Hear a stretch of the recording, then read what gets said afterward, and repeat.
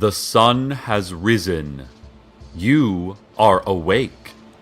This symmetry is not without meaning. Welcome to Night Vale.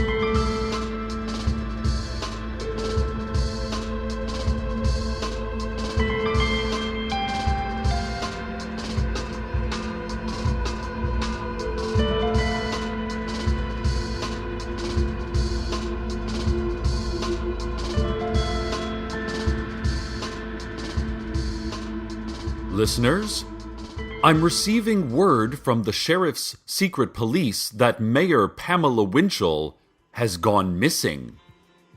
After this morning's press conference, where she updated the media on standard mayoral news, stuff like her favorite kinds of rocks, and a demonstration on hatchet sharpening, she walked to her office and then disappeared. Trish Hidge, one of Winchell's staffers, said, "Mayors can disappear. It's not a big deal. She disappears all the time. She can fly and turn into a horse, too. It's perfectly within her rights as a mayor to turn invisible, to disintegrate into a thin cloud of imperceptible existence." Hidge continued, "In fact, I can disappear if I want to. Because I work for the mayor, I have all of the mayor's powers. I just don't use them all the time, out of respect for the mayor." When pressed by reporters to show her powers, Hidge reluctantly agreed, saying, "Just this once." And then standing in place, visibly straining, eyes bulging, cheeks reddening, there was a long, uncomfortable silence before Hidge said, "Well, I can't do it with everyone watching. Turn around, okay?"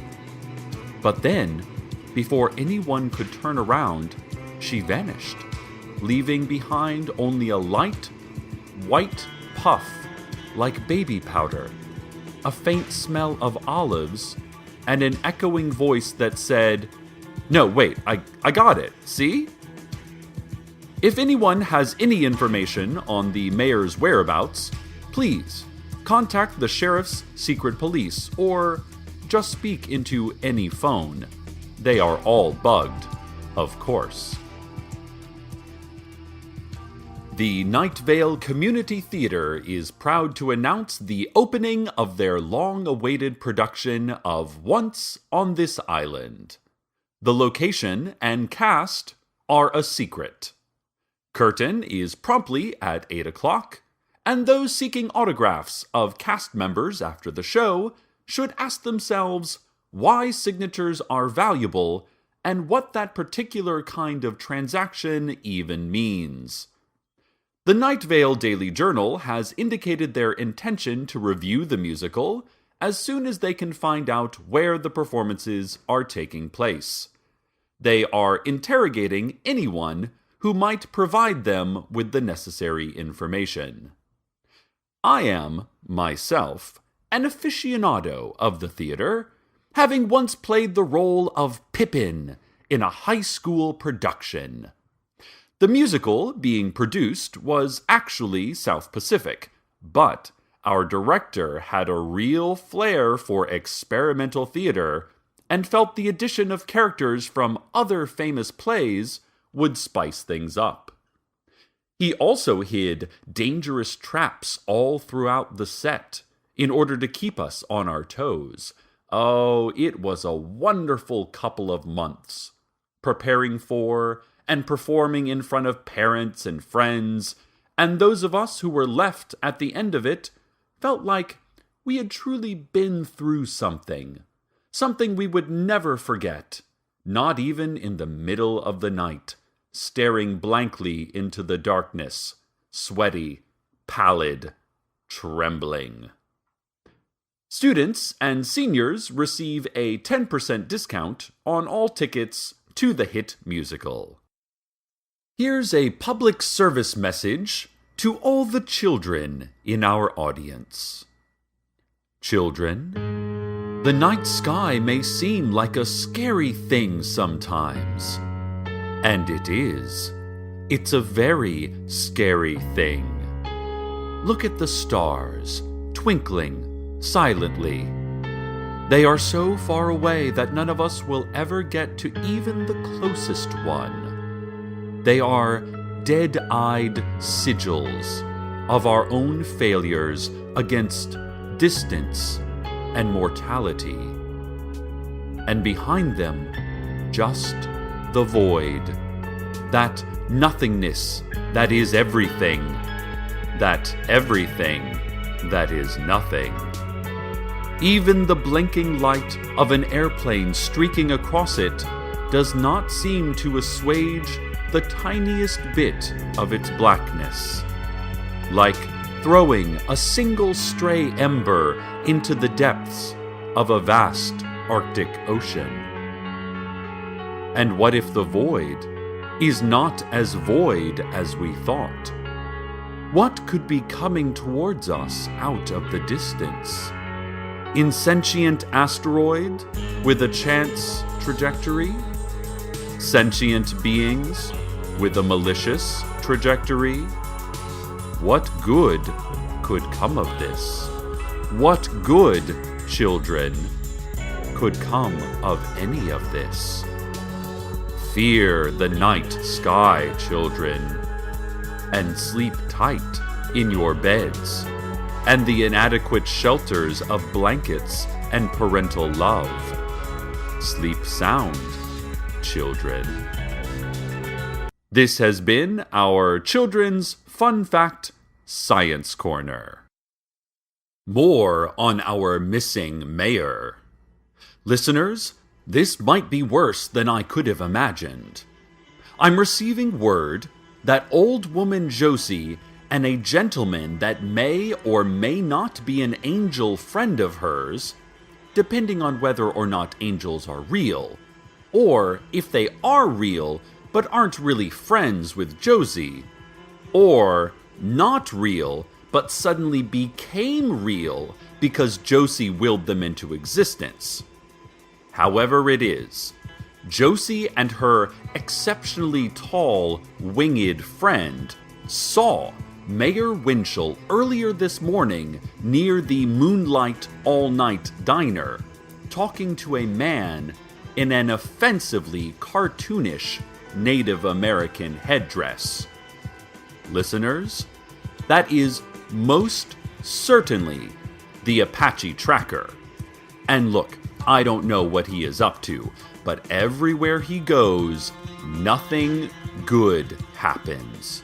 For instance, last time he went to the post office, they had to spend months cleaning the blood off the walls and hire who knows what kind of specialists to stop the disembodied screaming coming from every darkened corner. I mean, what kind of contractor even specializes in removing screams?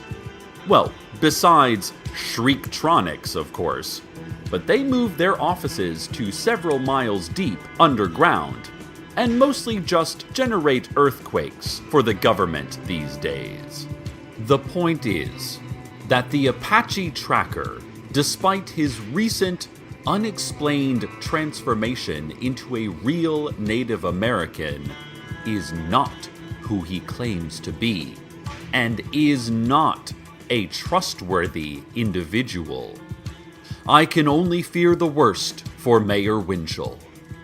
Old woman Josie said she saw the two in a heated discussion that culminated in the Apache Tracker opening a leather briefcase, which in turn released a thick cloud of black flies, more than you would think could fit into a normal-sized fly briefcase.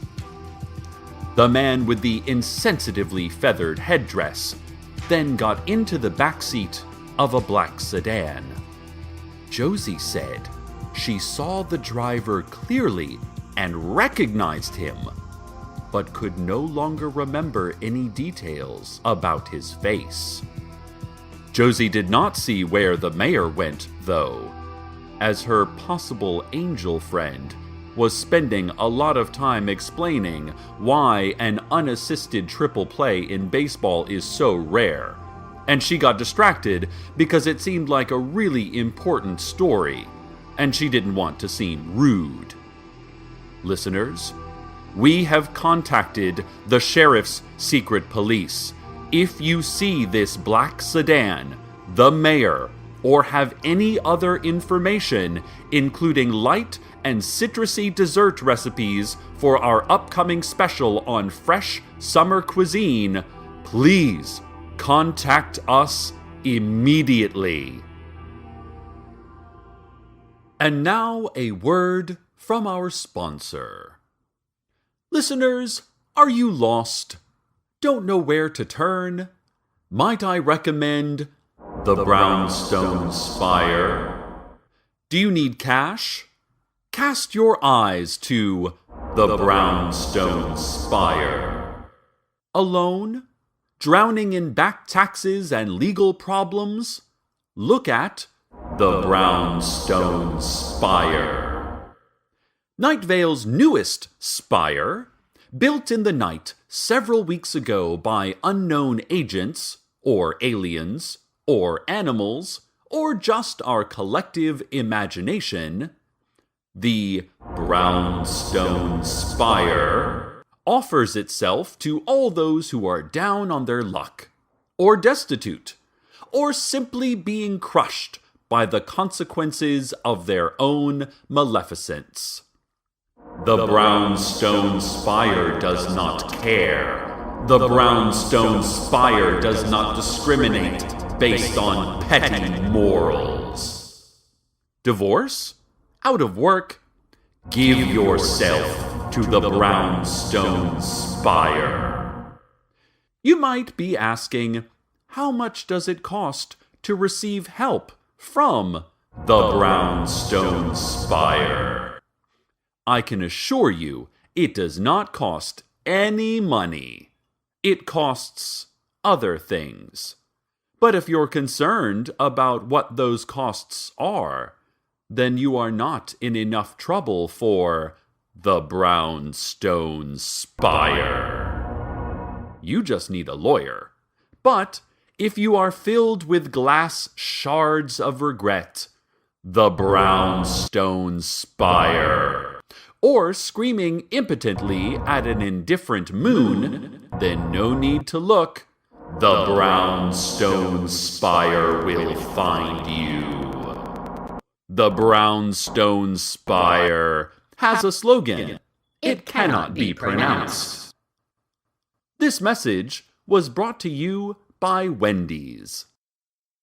During the commercial break, listeners, we received several calls from drivers saying that they saw the Apache tracker in a black sedan, but that the mayor was not with him. He and his driver, who they couldn't describe, were standing outside the Desert Flower Bowling Alley and Arcade Fun Complex, still, unmoving, a swirl of dust and smoke spiraling slowly about them, a soft rumble below the sand, and the visceral tension of something about to burst. So much bad news with those two men, Night Vale. Stay away from the fun complex if you can. Not only these men, but there is also that secret civilization living under Lane 5 that is planning a great war against us. On the other hand, tonight is dollar beers and free jukebox tokens. Listen, you do what you want. It's your choice.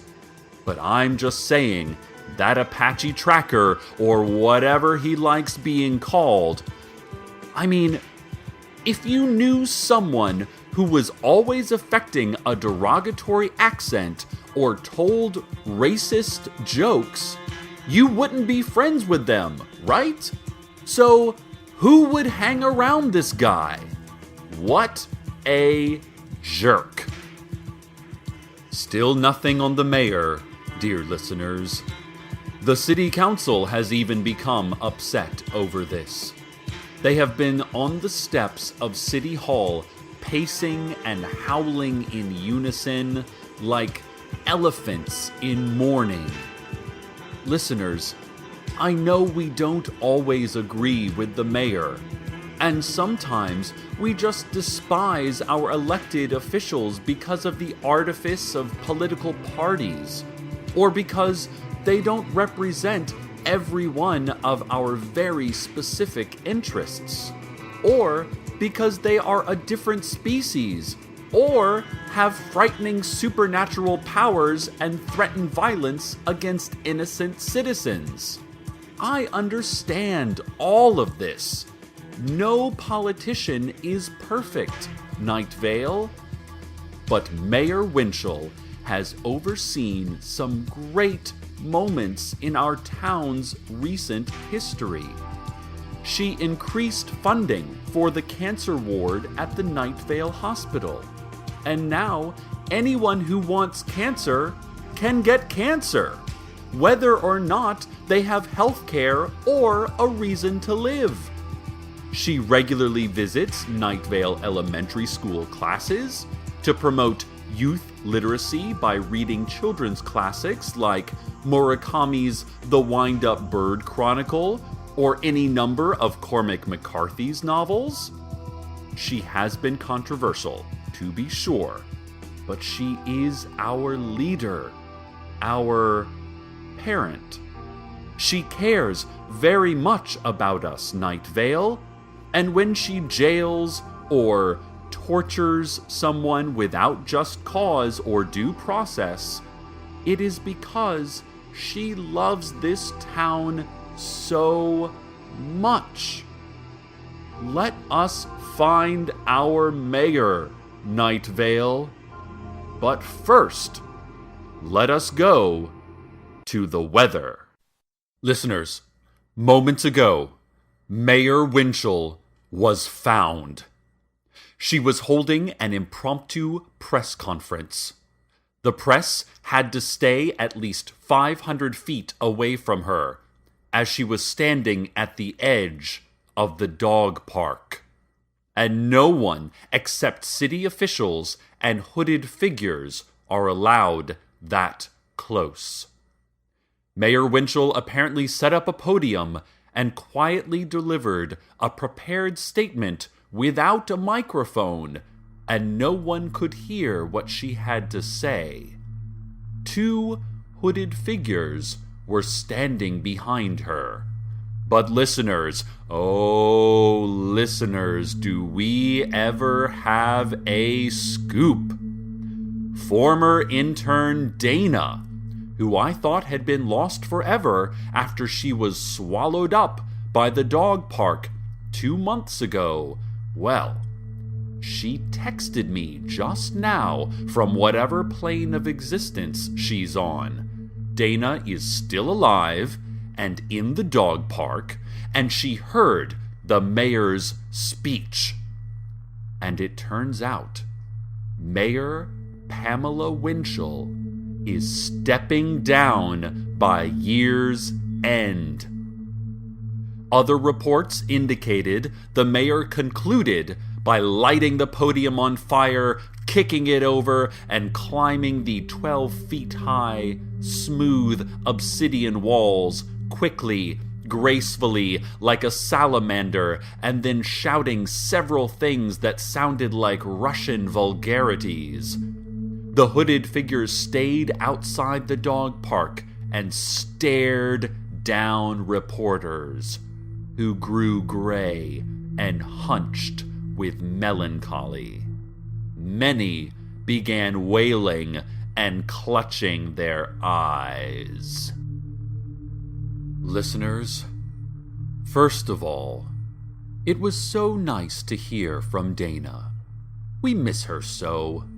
I tried emailing her back, but my thumbs began to burn and blacken, and blood began trickling from my nose as I wrote, so I had to stop. Hopefully, we will see Dana again.